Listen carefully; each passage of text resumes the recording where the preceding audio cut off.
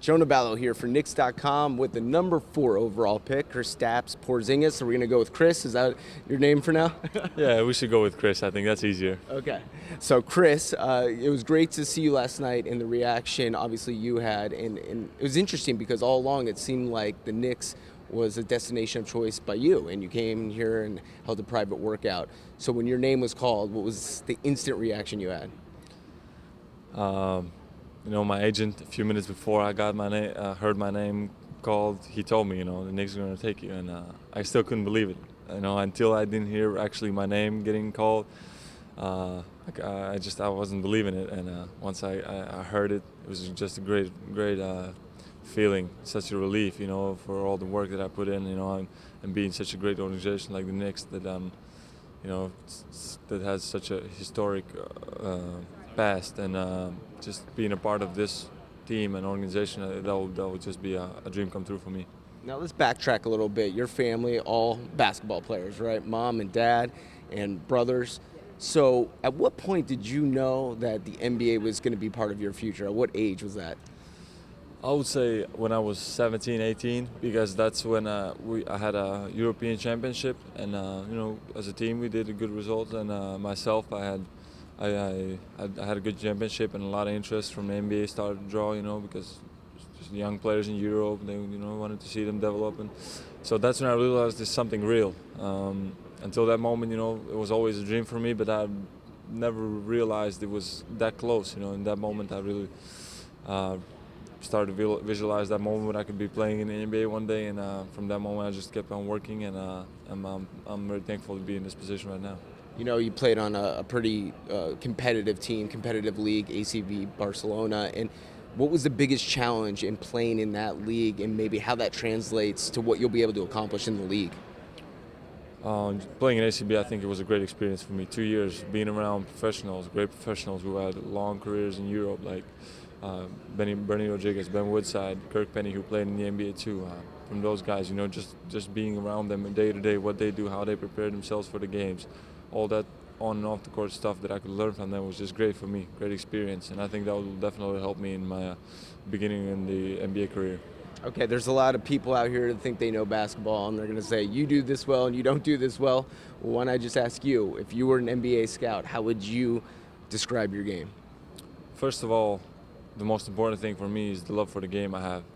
That's something that you need if you want to have a long, successful career. It's not about the money. For me, it's just, my whole family is a basketball family. For me, I just love the game. I'm a student of the game. Me and my brother, we work so hard in the gym, long hours just shooting the ball, working on little details, and that's the thing about me. Whatever happens in my career, I'm not playing, I am playing, whatever. I'm going to keep that same mentality, the same work ethic to reach my goals. When you watch games and watch NBA games, do you pattern yourself and say, okay, I see what they're doing here and this is something I want to take when I make it to the league? Or is it something where, you've watched more European basketball? What has been most in your mind as you prepare for this next challenge? Sure, I try to watch as much NBA as possible, just the playoffs, how hard guys play in the playoffs, how well prepared mentally they are, just the focus you can tell in the guys, and then I just in regular season, and just whenever I have time, I try to watch YouTube videos of guys like Dirk Nowitzki, LaMarcus Aldridge, Anthony Davis, a lot of KG. My brother has made a lot of tape for me to watch of KG, how his post moves, and just learn from those guys. What about Garnett? And if you face off against him this year, he's pretty intense. If he's up in your face, what's that going to be like for you? I gotta keep calm, do my thing. For sure, he's gonna try to do that. A lot of guys gonna try to come at me. I gotta be prepared for it, not only physically but mentally, even more. I gotta be ready for it, and go back right at them. One of my favorite quotes that I've read about you is that you said, listen, overseas it was difficult for me to get in the gym. Now I have the keys. I can go, in this gym anytime I want, any time of day. For you, how are you going to control the amount of time that you got to spend in the gym, in the film room with the coaches, your teammates, and start to begin this trek towards the league and begin the process of that translation from where you were to, opening night? I'm gonna try to be in the gym as much as possible. I'm a hard worker. I'm gonna have my brother Giannis and my other brother Martin probably with me. They're gonna try to keep you on the right track. Just working hard, getting better every day. So I'm very looking forward to that little key or whatever I will have to get in the gym. For sure, I'm excited about that. Special key we all would want. All right, looking at you off the floor, okay, and was this your first trip to New York? Have you had a chance to visit many states here in America, and what are you looking forward to the most in this experience? This is actually, I would say my first time in New York was 3 weeks ago. I arrived here, I didn't really get to see a lot of the city. I was just moving from one place to another, doing interviews, doing media stuff. Right now, I have a little more, not as tight a schedule as I had before, so I can, hopefully get to see the city a little more. I love New York. I arrived the first day I got off the plane. I just felt it. It's a big city. A lot of people are rushing around. A lot of stuff going on. So I have a great feeling about this. And you're talking about America. I've been through some of the NBA cities. Can't say anything bad about it. Vegas, very hot city, dry. I was working out there. I really don't like the weather, but if you're not there for a long time, I think you can, just be fine with it and have fun. So what are you doing when you're not the basketball junkie and studying film and at the gym? TV shows, movies, music, outside interests? I love listening to music. Listen to music all the time. Watch movies, sure. My other hobbies is whenever I go to whenever I got a day off. When I was in regular season in Spain, for example, I try to go to the ocean, just by the beach, relax, not think about anything. Just it calms me down. And then I love playing ping pong too. Okay. So we got a ping pong table here in the facility, so I'm going to be able to practice a little I see bit. the competitive juice in your eye. You're like, all right, if anyone wants to play ping pong, I'll take them on. Exactly. I like that. And you did mention, I believe in an interview, Beyonce and Jay-Z. So any favorite genre that you like in music?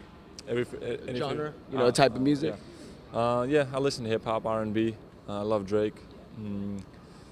Listen to a lot of rappers and listen to some Latvian music too. Okay, I like that mix. Now, I like the style too. You pay attention to that? Was this all planned? Last night you had the red jacket. That was pretty impressive. And today you're rocking this plaid one. So you consider yourself a stylish guy? Thank you. I do. I want to be a real professional off the court too. I want to dress good. I have to look good. It's something that I will try to do for the rest of my career. All right, finally, just some more basketball stuff. Looking at the triangle offense, on paper and what you do, it looks like a natural fit in terms of the way you can spread out, hit mid-range shots, a big guy who can play all over the floor. And next to a guy like Carmelo Anthony, do you see yourself in that mold and projecting to what you can accomplish in this offense? I think I will fit in pretty well. I still got a lot of learning to do. I really know the basics of triangle offense. But as I said, I think I'm in good hands. Phil Jackson, Derek Fisher, and the organization. They're going to take good care of me, make sure I learn the offense and fit in the offense. Is your expectations too also the weight room and what you're going to have to do there? Do you feel like you're going to have to put on some weight? Yeah, sure. I got to get stronger. I'll be working in the weight room as much as possible. I'm sure they will take care of that too. Make a right plan for me. So I can gain weight, have a diet, and just get stronger. That's crazy. You're 19 years old. I was looking up at the stage last night, and all the guys, all the draft picks were standing there, and Frank Kaminsky, I believe, is the only guy who's 7 feet tall, and you got a good inch on him. So, do you think you're still growing? I'm always saying I'm not growing, but then I grow a little more, so I never know. But I think I stopped growing for the last maybe last few months, maybe a half a year. I'm not sure. What a good problem to have. Just stop growing for the last couple of months. You're 7'1" now, right? Well, it's been great to catch up with you. We're going to follow you throughout your career, obviously, on Knicks.com. And the best of luck, and we're excited about this, and enjoy the day. Thank you, guys. I'm excited, too. There he is, Kristaps Porzingis, right here on Knicks.com.